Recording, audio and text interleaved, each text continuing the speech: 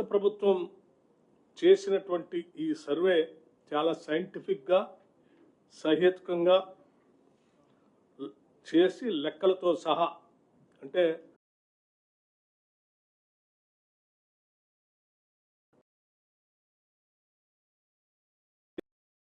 పెట్టి డిస్ట్రిక్ట్ లెవెల్లో కలెక్టర్లని అడిషనల్ కలెక్టర్లని బాధ్యులుగా పెట్టి స్పష్టంగా ఈ దేశ చరిత్రలో ఇంతవరకు ఎక్కడా జరగనట్టుగా మొట్టమొదటిసారి తెలంగాణ రాష్ట్రంలో చేసి ఈ లెక్కల్ని శాసనసభలో ప్రవేశపెట్టడం జరిగింది.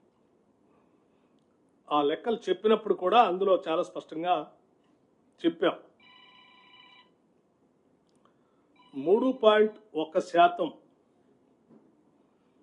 రాష్ట్రంలో percentage of house holds not surveyed 3.1% అని చాలా స్పష్టంగా లెక్కలతో సహా చెప్పాం. దీనికి కారణాలు కూడా చెప్పాం. కొద్దిమంది ఉద్దేశపూర్వకంగా లెక్కలు ఇవ్వటానికి ముందుకు రాలేదు. సరే, కొద్దిమంది ఇంటికి తాళాలు వేసి వెళ్ళటం, ఇట్లా జరిగినటువంటి ఈ సంఘటనల వల్ల 3.1% మిగిలిపోయారు అని చెప్పినప్పుడు కొంతమంది ఆ మిగిలిపోయినటువంటి వాళ్ళు ఎవరు అని అడిగితే కూడా లెక్కలతో సహా చెప్పాం. కేసీఆర్ గారు లాంటి వాళ్ళు, కేటీఆర్ గారు లాంటి వాళ్ళు, పల్లా రాజేశ్వర రెడ్డి గారు లాంటి వాళ్ళు కొద్దిమంది ఉద్దేశపూర్వకంగానే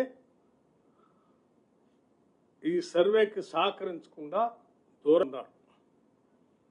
అయినప్పటికీ లెక్కలన్నింటినీ సభలో పెట్టిన తర్వాత అటువంటి వారే గట్టిగా మాట్లాడి ఇలా మిగిలిపోయినటువంటి వాళ్ళకి మరొకసారి అవకాశం ఇవ్వచ్చు కదా, ఇస్తే మేము ఇస్తాం కదా అని సభలో బయట చెప్పడం జరిగింది. దీన్ని లోతుగా ఆలోచన చేసి రాష్ట్ర ప్రభుత్వం పరిశీలన చేసి ఆ మిగిలిపోయినటువంటి 3.1% ఏ హౌస్ హోల్డ్స్ ఎన్యూమరేషన్లోకి రాకుండా ఉన్నటువంటి వాళ్ళు ఈరోజు మేము ఇస్తామని ముందుకు వస్తూ ఉన్నారు. కాబట్టి వారి కోసం రాష్ట్ర ప్రభుత్వం మరొక్కసారి ఎన్యూమరేషన్ చేపించుకోవటానికి ఈ లెఫ్ట్ ఓవర్ ఫ్యామిలీస్కి ఫిబ్రవరి 16వ తారీఖు నుంచి 28వ తారీఖు వరకు ఒక అవకాశం ఇవ్వాలని చెప్పి నిర్ణయం చేసింది. ఇలా లెఫ్ట్ ఓవర్ మిగిలిపోయినటువంటి వాళ్ళు టోల్ ఫ్రీ నెంబర్ కూడా రాష్ట్ర ప్రభుత్వం నుంచి అనౌన్స్ చేస్తూ ఉన్నాం. మండల వారీగా, డివిజన్ వారీగా గతంలో ఏ రకంగా అయితే ఎన్యూమరేషన్ చేశామో ఆయా మండలాల్లో ఆ మండల్ డెవలప్మెంట్ అధికారి దగ్గర ప్రజాపాలన సందర్భంగా ఏర్పాటు చేసిన వ్యవస్థలో అక్కడ తిరిగి ఆ మిగిలిపోయినటువంటి వాళ్ళు ఎవరైనా వస్తే వచ్చి అక్కడ అప్లికేషన్స్ ఇవ్వచ్చు. అట్లాగే ఆన్లైన్లో కూడా దీన్ని ఉంచుతూ ఉన్నాం. 3 రకాలైనటువంటి మార్గాలు వెసులుబాటు కల్పిస్తూ ఉన్నాం.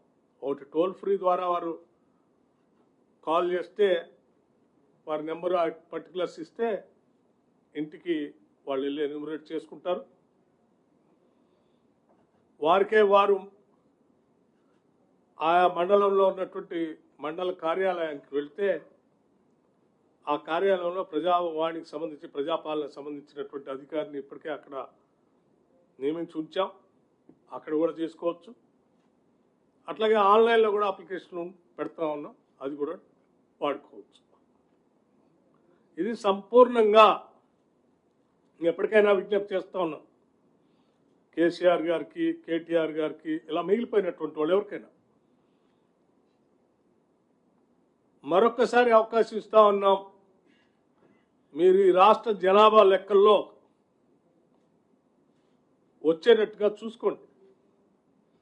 ఈ రాష్ట్ర జనాభా లెక్కల్లోకి మీ అందరిని రావాల్సిందిగా విజ్ఞప్తి చేస్తా ఉన్నాం. మరొకసారి అవకాశం ఇస్తున్నాం. లెక్కల్లోకి వచ్చి జనజీవన స్రవంతిలో కలిస్తే మంచిదని కూడా చెప్తా ఉన్నాం. నాకు రేవంత్ రెడ్డి గారు కావాలన్నా బీసీలు కావాలంటే బీసీలే కావాలి. నాకు నా ఫస్ట్ ప్రియారిటీ బీసీలే.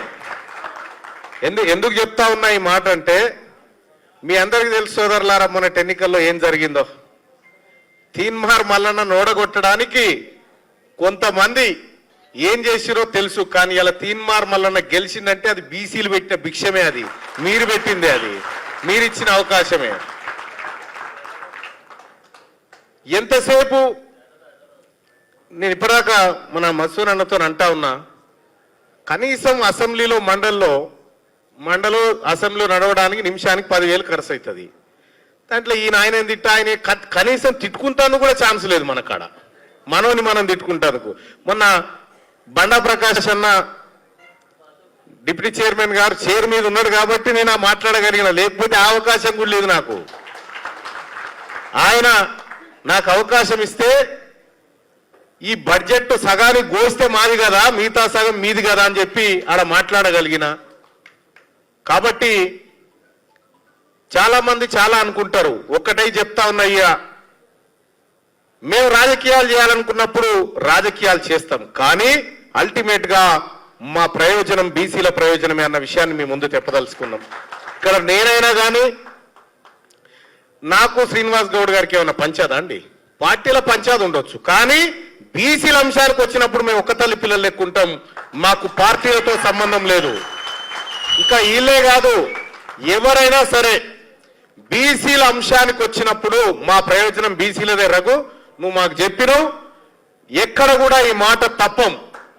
మీరు ఇక్కడ బీసీ ప్రజలారా, నాకు మీరిచ్చినటువంటి పదవి, ఓ ఎమ్మెల్సీ పదవి ఇచ్చినారు, మీరు నిలబెట్టి దాన్ని ఆడ పారేసిరా అన్నప్పుడు పారేసి వస్తా. దాన్ని ఆడ పారేసిరా, దీని సంగతి ఏందో తెలుస్తామన్నప్పుడు ఖచ్చితంగా నేనొక్కనే కాదు, మా అందరి నాయకత్వం కూడా దానికి సిద్ధపడతారు, ఖచ్చితంగా వస్తారు. గతంలో లాగా లేము బీసీలం. మొన్న కులగణన మీద సెక్రటేరియట్ లో మీటింగ్ అయితే మరి అలా నన్ను పిలిచిరు, ఎందుకు పిలిచిరో నాకు తెలియదు. పిలిచి ఒక ఆయన, పెద్ద ఆయన ఏమంటాడు, పేరు జానారెడ్డి సాబ్, ఏమంటాడు, బీసీలో స్కిప్ చేద్దామంటాడు. అరే ఇది ఎక్కడ కథ? బీసీలది 42% స్కిప్ చేద్దామని జానారెడ్డి సాబ్ చెప్తా ఉన్నాడు. నేనేమన్నా, సార్ మన కాంగ్రెస్ పార్టీ ఎన్నికల మేనిఫెస్టో పేజ్ నెంబర్ 16 పేరా 1లో చెప్పినాం సార్. మనము ఇక్కడ మన కాంగ్రెస్ పార్టీ అధికారంలోకి వస్తే కులగణన చేసి 42% ఇస్తామని చెప్పినాం సార్ అని చెప్పినాం. మరి ఎట్లా చేద్దాం? సుప్రీంకోర్టు ఒప్పుకుంటలేదు. ఇదే డాక్టర్ వినయ్ సాబ్ సుప్రీంకోర్టు దాకా పోయి కొట్లాడి, దానికోసం కొట్లాడుతూనే ఉన్నాడు. దానికోసం ఇప్పటికి కూడా స్వప్నారెడ్డి అని కేసు వేసింది, ఈ రిజర్వేషన్లు ఇవ్వకూడదని. అవునా సాబ్? స్వప్నారెడ్డి ఎవరేం చేశారు అవుతాని? మీరు కాదా? మీరే కదా వేయించింది. మీరేమనుకుంటారు అంటే, ఇక బీసీలు ఏం పసిగడతలేరు, మా కథ మా కార్ఖాన. ప్రతిదీ పసిగడుతున్నాం మేము, ప్రతిదీ పసిగడుతున్నాం, ప్రతిదీ బరాబర్ ఏం చేయాలో అది చేస్తాం. ఇక బీసీలు ఎన్నడ ఐక్యమవుతారని, ఇది కాదా? ఇది ఈడ తాజకృష్ణలో మొదలై తాజకృష్ణలో క్లోజ్ అయ్యేది కాదు. ఇది నేను గతంలో కూడా చెప్పిన ఇక్కడ మీటింగ్ పెట్టినప్పుడు హనుమంతన్న చెప్పినట్టే బడి తయారైనప్పుడు ఆ బడిని ఆదిలోనే ఖతం చేసి ఆ తర్వాత దాన్ని స్తబ్దుగా పెట్టడం జరిగింది. ఇవాళ బీసీ సోదరులారా, ఇంకా మనం బిచ్చగాల లెక్క ఇప్పుడు తీన్మార్ మల్లన్నకు పదవి నేను చెప్తా ఉన్నా, ఇప్పుడు చెప్తా ఉన్నా, నాకు మంత్రి పదవి ఇచ్చినా తీసుకొని పో, నాకు బీసీలే ముఖ్యం. కానీ నేను నా వ్యక్తిగత ప్రయోజనాలు ఆశించి కాదు ఇక్కడికి వచ్చింది. ఇది బీసీ సమాజం కోసం వచ్చిన, బీసీలను రాజ్యాధికారం వైపు తీసుకుపోవాలని వచ్చిన సోదరులారా. మా రాహుల్ గాంధీ గారు చెప్పిండు 42% రిజర్వేషన్ స్థానిక సంస్థల ఎన్నికల్లో ప్లస్ కులగణన అని చెప్పిండు.